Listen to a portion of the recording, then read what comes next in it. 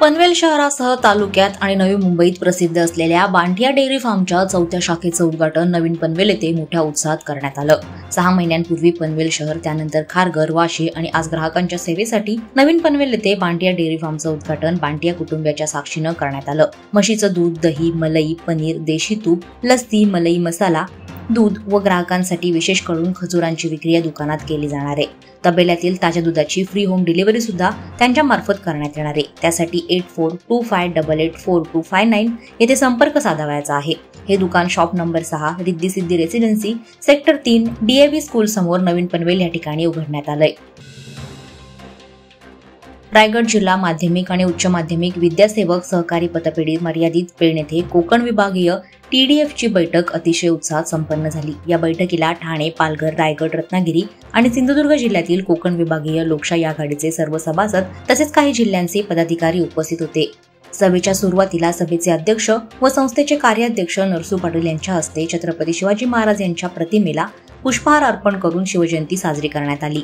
तदनंतर एकमतानं कोकण विभागीय शिक्षण लोकशाही आघाडीची पुढील 5 वर्षासाठी कार्यकारिणी निश्चित करण्यात आली। द्वारकादास श्यामकुमार या प्रसिद्ध ब्रँडेड डिझायनर साडी, डिझायनर घागरा आणि रेडीमेड ड्रेसेस, पैठणी आणि सिल्कचा खजाना असणाऱ्या महावस्त्र दालनाचा शुभारंभ खारघरमध्ये होतोय।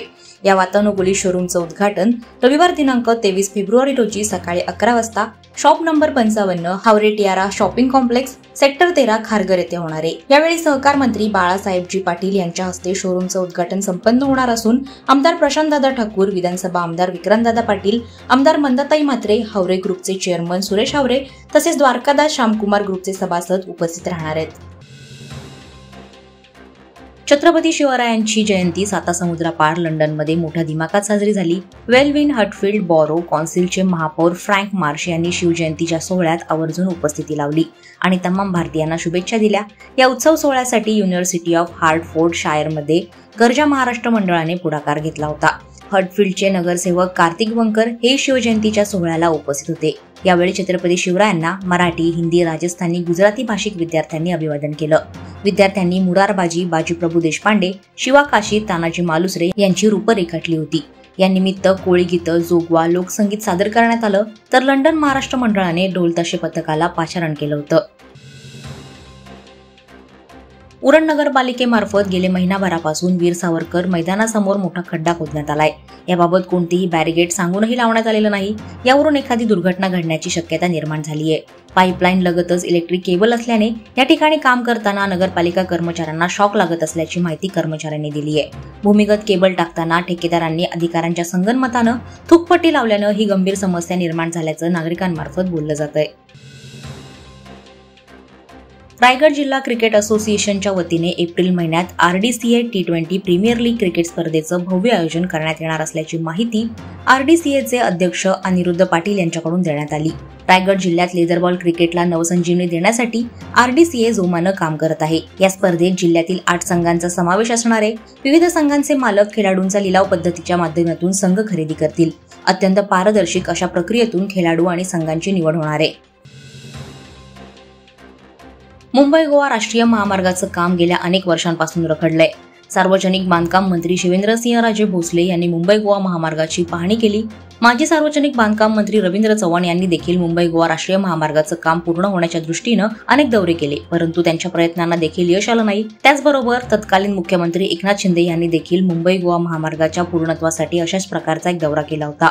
मात्र मुंबई गोवा महामार्गाची स्थिती काही अपेक्षेप्रमाणे सुधारली नाही। त्यामुळे मंत्री शिवेंद्रसिंहराजे भोसले यांच्या दौऱ्यानं काय फळीत निघणार याकडे सगळ्यांचं लक्ष लागलंय। कर्जत तालुक्यातील पळसदरी ग्रामपंचायत हद्दीत येणाऱ्या वरणे गावाच्या हद्दीत सुरू असलेल्या कल्पतरू या मोठ्या गृहप्रकल्पात अपंग असलेल्या शेतकऱ्यांची पिळवणूक केली जात असल्याचा आरोप तसेच सीमाबंदी कामावर आक्षेप घेत कर्जत खालापूर विधानसभा मतदारसंघाचे माजी आमदार तथा भारतीय जनता पार्टीचे ज्येष्ठ नेते सुरेश लाड यांनी कर्जत पोलीस ठाण्याच्या समोर झोपून आंदोलन सुरू केलंय। कर्जत खालापूर विधानसभा मतदारसंघाचे माजी आमदार तथा भारतीय जनता पार्टीचे ज्येष्ठ नेते सुरेश लाड यांनी कर्जत पोलीस ठाण्याच्या समोर झोपून आंदोलन छेडल्यानं कर्जत पोलीस ठाण्यात एकच खळबळ उडाली आहे। मागील अनेक वर्षांपासून सामाजिक, शैक्षणिक आणि सांस्कृतिक कार्यक्रम राबवणारी मराठा कर्मचारी मित्रमंडळ संघटनेच्या माध्यमातून महाराष्ट्र राज्याचे आराध्य दैवत छत्रपती शिवाजी महाराज यांच्या जयंती सोहळा मोठ्या उत्साहात साजरा झाला। यंदा या संघटनेचे 19वे वर्ष आहे। यावर्षी शिवभक्तांसाठी अशोकदादा साबळे विद्यालयाच्या रंगमंचावर प्रसिद्ध शिवशाहीर विजय तनपुरे यांचा अस्सल मराठी शिवगर्जना कार्यक्रम पार पडला। यामध्ये शिवभक्ती गीते, पोवाडा व शिवव्याख्यान असे कार्यक्रम होते, तर सोबत सुरेल संगीत देखील होते। या कार्यक्रमाचा हजारो माणगावकर शिवभक्त नागरिकांनी उपस्थित दाखवून लाभ घेतला। छत्रपती शिवाजी महाराज जयंती निमित्तानं टॅक्सी संघटनेच्या वतीनं वाहतूक नियमांची जनजागृती करत अनोख्या प्रकारे शिवजयंती साजरी करण्यात आली। वाशी येथील शिवछत्रपतींच्या अश्वारूढ पुतळ्याला मनसे शहर अध्यक्ष गजानन काळे यांनी पुष्पहार अर्पण करून अभिवादन केलं।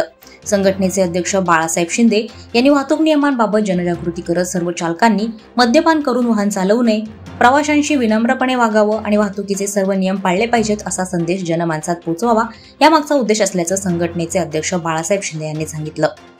वादळवारा लाईव्हसाठी न्यूज ब्युरो, रायगड। नवी मुंबई व रायगड जिल्ह्यातील ताज्या बातम्या आणि घडामोडींसाठी सबस्क्राईब करा वादळवारा लाईव्ह चॅनल आणि दाबा बेल आयकॉन।